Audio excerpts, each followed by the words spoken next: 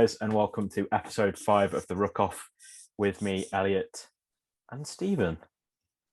We're going to be changing these episodes up a bit for our Monday slot, and we'll be talking about all the hot news coming out of World Rugby. However, we will keep all the scores on our social medias, so if you haven't already, please give them a like or a follow. And if you like this video, give it a like, give it a subscribe, give it a comment, turn the notification bell on. Why have you gone Ricky Gervais? I don't know. I thought I'd change it up a bit. You're proper Ricky Gervais. That was nice. I liked it. Thanks. Yeah. It's been a week and a half since we last filmed an episode, so I think I've forgotten your name. Just call me Dave. Elliot. Yeah, call me Dave. How's your weekend been? Yeah, it's been all right. Some exciting stuff. Some exciting rugby coming out of the weekend. Some quite big scores, some comebacks, some nail biters, and Ali Le Bleu. How many Welsh people will turn off if we say that? A few. I know a How few. many Welsh? So first up, the Scotland-Italy game, which I'm going to be honest, I didn't really watch because I kind of knew what the scoreline was going to be. I think we've got to think as Scotland had a successful Six Nations. It's not been consistent, No, but it's going in the right direction. They had a bit of a change as well, didn't they? They had HAAWK at 10, which I'm not sure. What's your opinion on that? Changing from 4 to 10. I think he's 15. I think he's one of the best 15s in the world. And we're going to talk about our Lions teams later, and I'm pretty sure he's going to be probably cemented at 15 in both our teams. Italy, the big talking point. I think Georgia haven't lost a game in 15 games in that Europe, that champion, whatever the cup's called, the Nations Cup. Is it about time that we see a playoff? Is it about time we see Georgia versus Italy? Because in my opinion, I still think Italy beat Georgia. But I think as a country, Italy were kind of on the up, weren't they, with Parise? And then he's gone, and they've just felt like this has been like the worst Six Nations I've ever seen Italy in. It's just been a training game. Like some of the experience was like Geraldini as well, and some of the key players like that player from Gloucester, the number 8, Pelledri. He's been injured though. They've got Stephen Varney. Experience. Stephen Varney, the very Italian name in Stephen Varney playing scrum half. It's just I can't see them going anywhere. It's almost like a waste now. But then obviously we move on to England, Ireland, which will be fun. Did Eddie get it wrong? Yes. Did he? Yeah. I think one of the post-match interviews, he was saying the team needs to reset and a change needs to be made. So hopefully he sticks to his word there.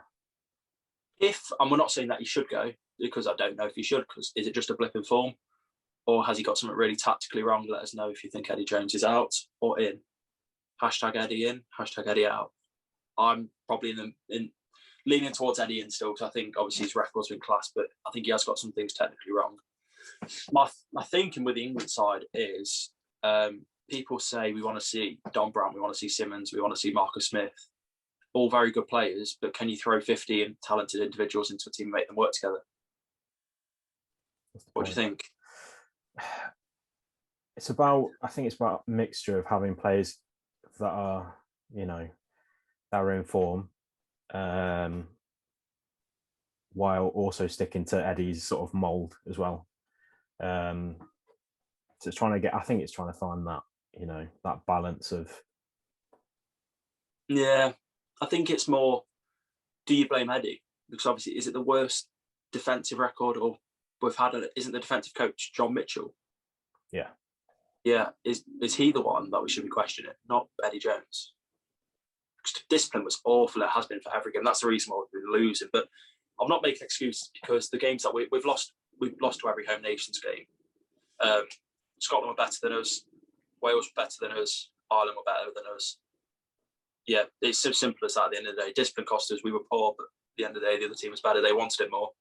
And it proves where those clubs kind of are. Scotland, obviously, a bit of a mixture of tournament. Ireland, a bit of a mixture. Wales have looked probably the best I've seen them play in ages. We'll get on to them in a minute. Ireland were good. I think for me, 2 players stood out really. Ty Byrne in the row. He might have been playing 6 or in the row, but he's unbelievable. And Rob Henshaw at 12. I've always liked him, but I've never thought he was. I always thought he's the guy who gives you like a 7 out of 10. Never 10 out of 10, but I probably gave close to a 10 out of 10 yesterday. Yeah. We'll talk about the red card. So, from your point of view, who was the referee yesterday? Was it Reynal, Matteo Reynal? Yeah, Matthew Reynal, yeah. Yeah, he said to the TMO, there's been no dip. No dip. Where I thought Billy Vunipola looked like he was dipping. Yeah, I thought his head dipped slightly. He wasn't running like that, though. He was running like that. So Bundyaki made the contact, but the first thing he's going to hit is his head. For the audio listeners, I'm just doing the worst thing in the world here. Yeah, I think it was it's the right decision to the laws, but the laws probably need to be looked at. But yeah, no complaints really. It was a red card. It's consistent. At least it's consistent. There was a slight sort of dip, but like you said, by law, head, shoulder to head. So, but a pretty convincing win for Ireland, which is obviously a good one for his dad to take over his son.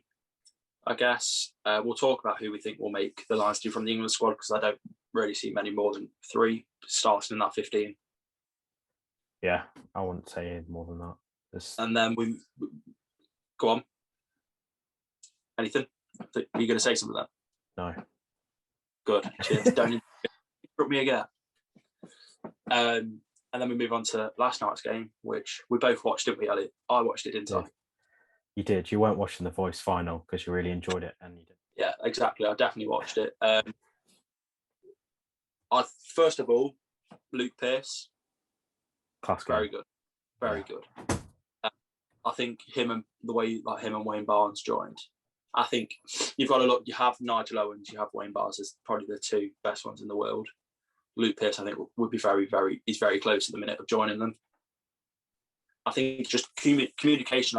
We'll talk about the red card incident later, but the way he went from just being a penalty to talking to Wayne Barnes to going to a yellow to working up to a red, I think was professionally done. Yeah, I think the communication throughout the team really. Yeah, worked really well. Was it Matthew Carley as one of the assistants? And I don't know who was the other one. Yeah, Christoph Ridley and Matthew Carley. Yeah, which is obviously good for Christoph Ridley because he's broke through and he's now onto the international scene, which is really good for him. Getting that experience. Try and get that. I think he's trying to give him that experience on the international level, so gets a bit of a feel of it, and then hopefully start bringing him into the international. Yeah, but it's quite good because obviously there you go. And then in the Premiership, it's instead of the referees like Jack Makepeace and Anthony Woodthorpe reffing in the Premiership Cup, they're actually getting to ref Premiership games, but they are making mistakes. But I guess it's the only way that they'll lose. And it's hot in the moment. It's like, it's so frustrating because it's easy to blame. I think it's the same with every rugby team. Your team's losing. Don't blame the fan. No, don't blame the players. Don't blame the coaches. What do you blame? The referee. It always happens, doesn't it? And at the end of the day, it's the only way they're going to learn. Like the players, the referees have got at times in certain cases they've only got a millisecond to make that decision, and like players, referees do get it wrong at times, and I'd say the better referees admit to that and rectify it if they do make that mistake, like Luke Pearce does. Yeah, I think it's one of those where you've got to go. I think if we sat down with the referee and we went, "Why did you make that decision?" They'll be able to explain it, and you'd go, "Fair enough." At the end of the day, it's the referees. The referees are the people we need in the sport. If there's no referees, there's no games. And I think we're going to look again a referee on. So if any referees are, whatever level, are watching, get in contact. We would love to get you on, because obviously Elliot's a rubbish referee, so he needs some advice on how to ref. Don't you, Elliot? Yeah, I put some bit of fat on, so I need to get rid of it. Yeah, I like it. What you explained some bits in the French game, because obviously you watched it a bit more thoroughly than me. I think you should start, because you said you enjoyed it to me, and it was a nail I did nail really biter. enjoy it. We'll talk about the red card to Paul Willems. I can't remember the name, but yeah, that was Willems. When the clear out first looked ugly because it was around his head. So you're looking first, you get a penalty yellow card. You see where the contact is, and it's in the eye. The worrying thing is we've seen a Friday night game. I don't know if you saw it. Carreras put his fingers in Josh Bassett's eye. Clearly, we'll get that put on the Instagram because it's dirty. And I'm thinking, like, eye gouging like that. I don't know why it should just get rid of them out of the sport. Yeah. People say ban, but I'd get rid. It's dirty. It's eye gouging and spitting are the worst things you can possibly do. And I know some things like the French game, that's harsh because he did. I don't think he meant to eye gouge him. He got his fingers in his eyes, which is still bad. And he'll probably be looking at. I think I've seen it's like 18 weeks low range. Yeah, I'm not totally sure on it, but I think it's something around that. But he got it right. I think they built up well. They got it right. I think with the eye gouging, we don't see it that often, which is great. But obviously, when it does, like you said, it doesn't look good. And look, in the French game, if you put yourself in a position where you can be penalised and sanctioned, then you have to face that consequence. And he was careless there. Yeah, it rode up, got into the eye. He has to face that consequence. He put himself in that position to be red carded. So, and then we're looking at it, and it's 10 minutes left. Is the score 30 points to 20, or is it 20 points to 10? With the last 10, because I know France were down by 10. It was 30 points. The last 10, I think it was 30 points to 27. Or was it? No, because obviously France scored. Then you're thinking it's Wales got a few yellow cards, which Luke Pearce was right. He gave them the final warnings in that area. And then Bryce, go on, do best French accent. Bryce Dulin, obviously, scored in the corner to break every Welsh person's heart. Don't know if you know any Welsh people, but I would imagine there were quite a few, quite angry. But they've obviously had probably one of the best Six Nations they've had in a while. The team seems to gel quite well. Got looked like a nice mix of youth. I still think Sheedy should be starting for them, but obviously I think Bigger had quite a good game. But I'm liking them. I think they've got a decent setup.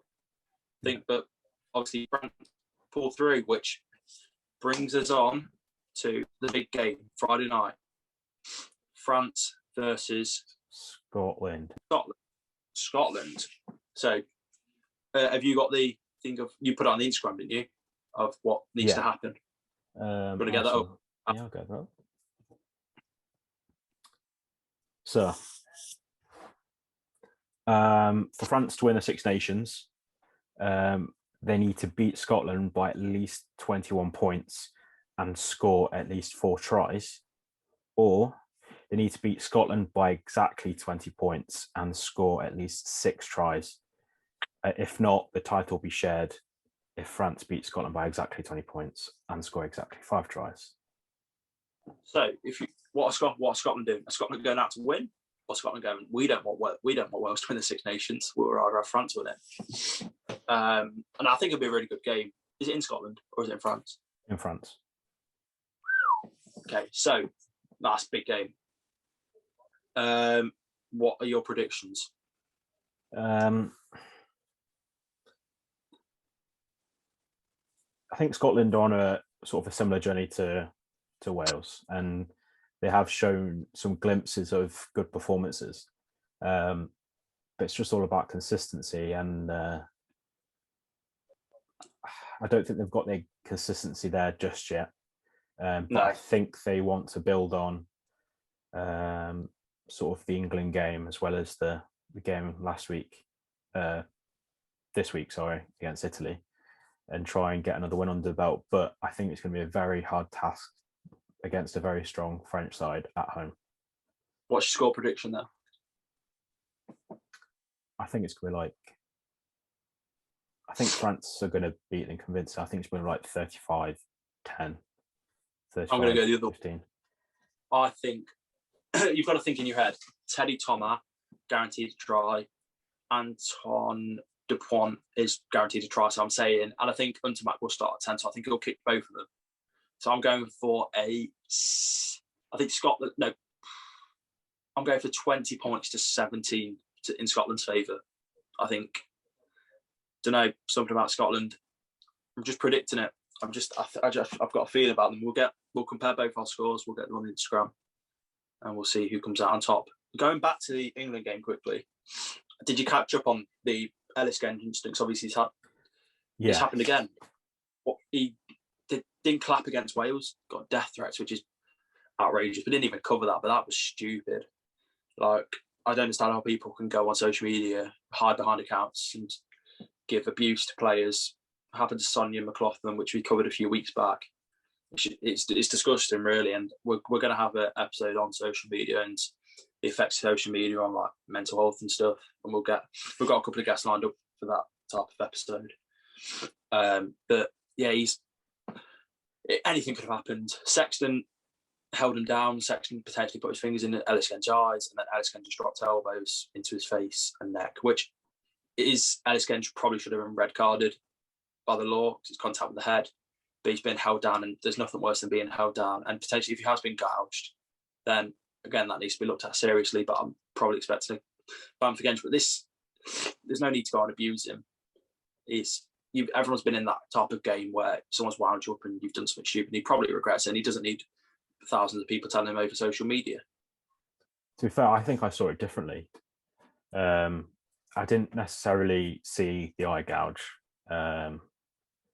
from the video I watched. I'm not saying it happened. I'm just allegedly there's been talks about an eye gouge to him. So, but looking at the video, he doesn't really strike. Sexton. I didn't see him strike. I can just see him using the forearm around the neck area and like pushing it down. I don't really see him like strike to the face. Yeah, it's hard because both of us are England and Tigers fans, so we probably will have Genge's back, I guess, like biasly without even thinking. But sometimes you've just got to think and think.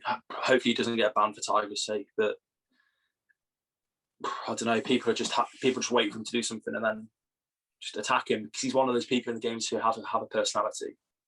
I think he's one of the most enjoyable people to listen to in interviews. To like just he brings his personality onto the pitch and off the pitch. Just tells it how it is, isn't it? It's what people like to hear. Yeah. Yeah. So, anything to cover more on that, or should we move on? I think we should move on. Maybe to the Lions teams. Let's move on. We've got some questions from the listeners first. We're actually famous. Yeah. We're getting big. Questions. People actually want to hear us. I don't know if they do. They're probably just, just whatever, I guess. So, first question from Tom Sturdy. It's not even a question, it's just Allez Le Bleu. But it's got a question mark too. Are we Allez Le Bleu? As a neutral podcast, no. We're not. We support every team equally. But last night, I probably was quite happy. I'm not saying anything on that. I'm going to stay neutral. All Stephen's views are not shared by the podcast. Next question from the Green Giant. I don't think he's green, and he's definitely not a giant. So, false name. Change it, mate. Bit boring. He goes, how much do we love the Blues? Again. Last night I did.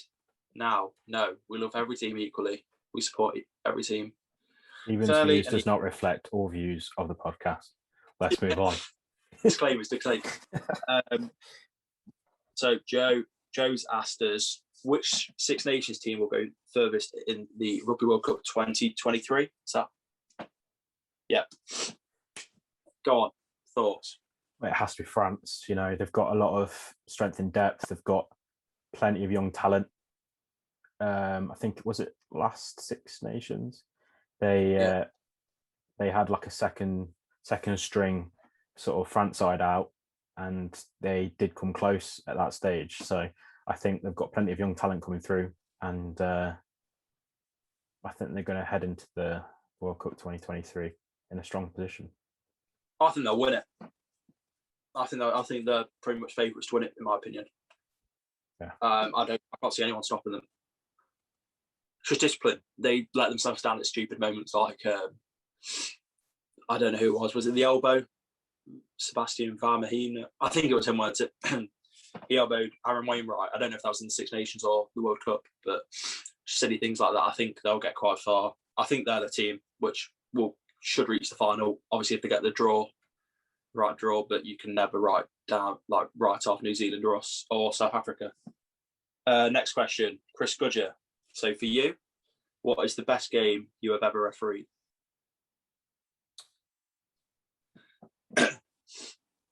What game? I think it's got to be the game at Walford Road. County finals day. It was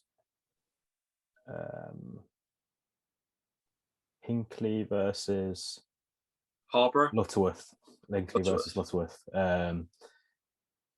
Yeah, it was a fantastic day. To be in that sort of stadium like that, which you don't get every day.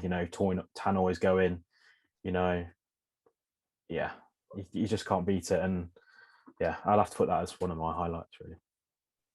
Yeah, that was is that the biggest place, that stadium you've reffed out of? You reffed at other stadiums? Yeah, that's the biggest stadium I've refereed at. And then the next bit is what is the toughest team I've ever faced? So if we start off with rugby union, I think I played for Leicestershire in the 20s a few years back, and we played away in, I think it was Berkshire, and we played on a rubber crumb, and it was honestly the hardest game I've ever played in my life. Just we couldn't break them down. They were so well drilled. I think it was like 30 points to 3 in the end, or 30 points to 10 or something in the end. So it wasn't a thrashing, but it was the semi-finals, and they were the deserving winners on the day, but then they lost in the final. So swings and roundabouts, I guess. Yeah, I got nailed about 4 times by the same player in the game. He nailed me, dumb tackled me about 4 times. So one of those games. But rugby league, I don't know. I've got Wakefield were very good, especially at their place. But Barrow, just for the whole occasion, like a 4-hour journey, playing at 7:30 at night, a crowd of probably like 100, probably less, maybe 100, yeah. And it was a great occasion. We should have won, but they were a very well drilled team, and I think a couple of their players have gone on to play for the Barrow first team, which is a decent achievement in League One. Rugby league. Talk about rugby league. We've got a rugby league player coming on for Wednesday night's episode, so that should be interesting anyway. But we'll see how that one goes. Because I'm quite a big rugby league fan, but I don't know how big Elliot is. Probably just loves Union. Yeah, just Union for me. Loves chinos. Wears chinos and coat shoes to the pub, innit? Yeah, should we move on to our lines? Yes. Okay, do you want to go first? Are you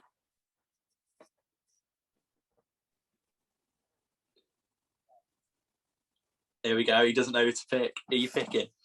The thing is, you'll take this out as well. You're going to keep this in. I want to see everyone watch you struggle to think of a team. Go on, loose head.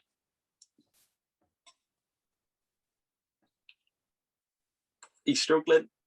Who are you going for? Bullying isn't tolerated at the Ruck. I'm going to go for...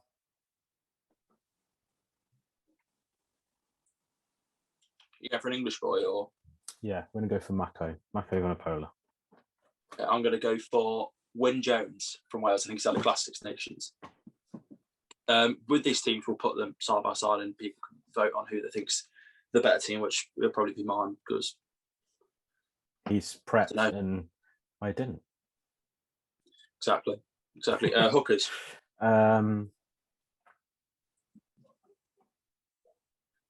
I think there's only one option, really. Yeah, it's probably the Sheriff. Can I win? You're off the Sheriff. Yeah. I think Sheriff's going to go, but I think you're captain the midweek team. I would go for Jamie George. I know he's been out of form a bit, but he's still the best hooker in the world in my eyes. Maybe behind. Tight head. Yeah, go on tight head. I'm going to go for Furlong. Furlong. Yeah, I'm backing Furlong. I agree with Furlong. I was thinking, I think Sinclair off the bench. Yeah. I'd say so. Okay, first, second row, number 4. I'm going to go for Alan Wynne.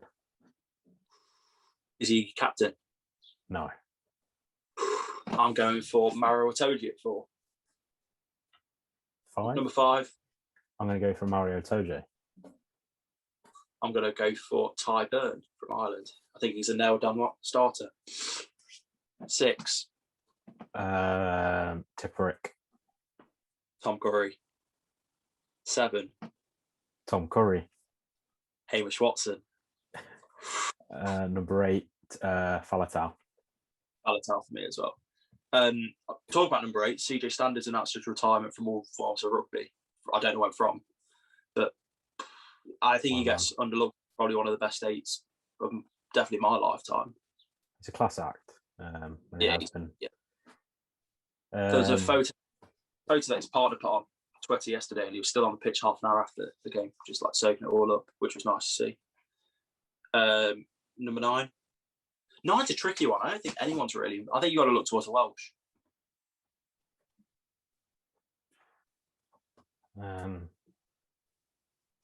Conor Murray. You got an old boy experience. I'm going to go for Thomas Williams from Wales. I think he's probably the best 9 at the minute. 10.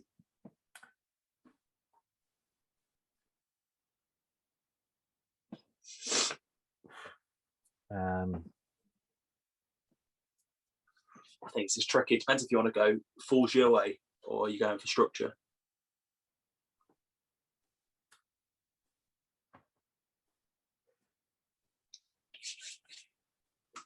Dan Bigger. Oh, I reckon I might go Gillet. I think I'm going to go Finn Russell. I don't know. I'm changing that. Finn Russell. My 10-12 combo is so hard because if I go Finn Russell, I don't want to have this guy at 12, I'm going to say. But if I go for someone else at 10, I want this guy at 12. So I'm going to go for a team that I think what I'd want to see, but who deserve to be in each position, whether they work together or not. Number 11. Yeah, so mine was Finn Russell at 10. I've changed that. Yeah, that's fine. 11. I'm going to go for... Got to be one man. I forgot his name. Scottish. Johan van der Merwe. Yeah. Yeah, he was. I think he's going to be on our bench. So I'm going to go for Louis Rees-Zammit. 12.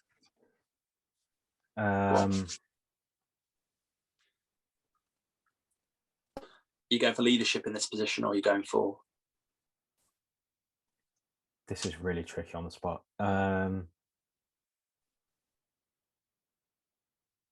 I'm going to go for trying to drag it out and get more time. I'm going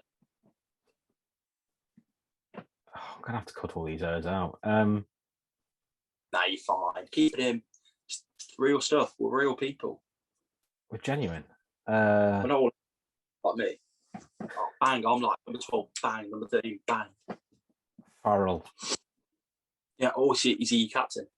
No. Okay. I'm going for Robbie Henshaw. I think his performance yesterday set him up perfectly. 13.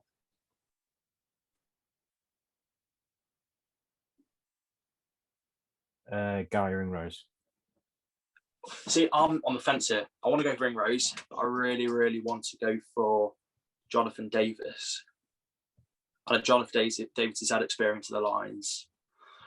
Oh, I don't know. Do I go? I'm going to go for George North, actually. 13. 13? I'm going to go for George North. Strong shout. So I'm tempted by Ringrose, Jonathan Davis, or Slade. I think Slade could be a really good player in that type of team. I'm going to go for Jonathan Davis. 14. Zammit. I'm going for Anthony Watson. And then 15. Stuart Hogg and my captain. I'm going for Stuart Hogg. but he's not the captain. I forgot to say who my captain is, and I'm trying to think of who my captain should be. Captain will be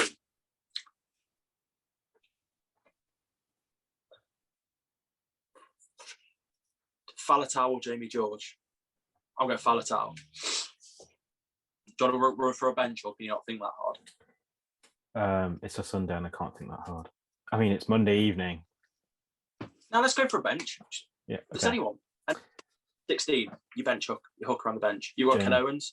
Jamie George. I'm going for Luke Cowan-Dickie. 17. Because I'm one biased. man, come on. Yeah. Go for it. Ellis Genge. I'm going for Ellis Genge. 18. I've said mine already earlier. Carl Sinclair. Sinclair, yeah. 19. The second rower.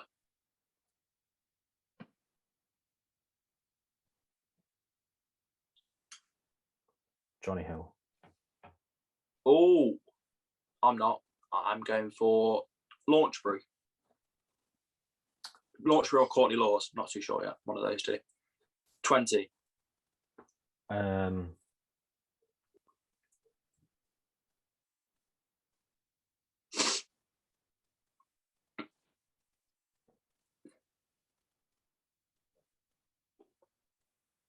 There's a couple of players who could. This must be so weird for the audio listeners. They're thinking, oh, they just stopped talking. Okay, number 20. Back rower.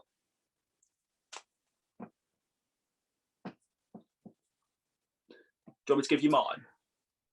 I'm going to go for Curry. Oh, no, you've already said Curry. I said Curry. Billy Vunipola. I'm going to go for Sam Simmons. That's who I think Warren Gatland would call up. Genuinely could see him being used as off the bench in the Lions tour by Warren Gatland. Just to annoy Eddie Jones. 21. 21. Scrum half. I think I'm going to go for Ali Price. I think they'll go for Ben Youngs. I think they'll go for Ben, but I'd like to see Ali Price. And then 22. Henry Slade. I'm going Faz Farrell. 23. Surely you go Watson here, don't you? Yes, I'm going to go for Watson. That was not encouraged by you. I thought that off the top of my head. Yeah, I'm going for Watson. Vandermeer, who's signed for Worcester next year, which will be scary for any of the winker facing them. But that's our 23s. Elliot will have them on the Instagram side by side. Vote for whose is better, but obviously vote for mine because I don't blame you. Should be 100% really for me. So obviously my team is unbelievable and I probably should be coach or I should be going as playing. Why not? I could play. I could play. Come on. Warren. Guys, thanks for watching our show today. Oh, wow. I just wanted Warren Gatland to call me up. Yeah, carry on. But yeah, I'm finished. I've stopped going on. Are you sure? Positive. Well, this is your moment. Warren Gatland's watching this. Do a shout out. Prove to him that you want it. I'm down to go as Waterboy. Yeah, that's it. Take me, please. My family don't like me. Actually, they do. They'll be watching this, and that's my views. Don't share with my family's views. Carry on. I've finished. I'm just in such a mood today. Thanks, guys, for watching episode 5. If you did enjoy it, as we said at the beginning, please give us a subscribe, a like, a comment, a follow, and turn the notification bell on. And we'll see you next time. No, follow the socials. And follow the socials. And we'll see you next time.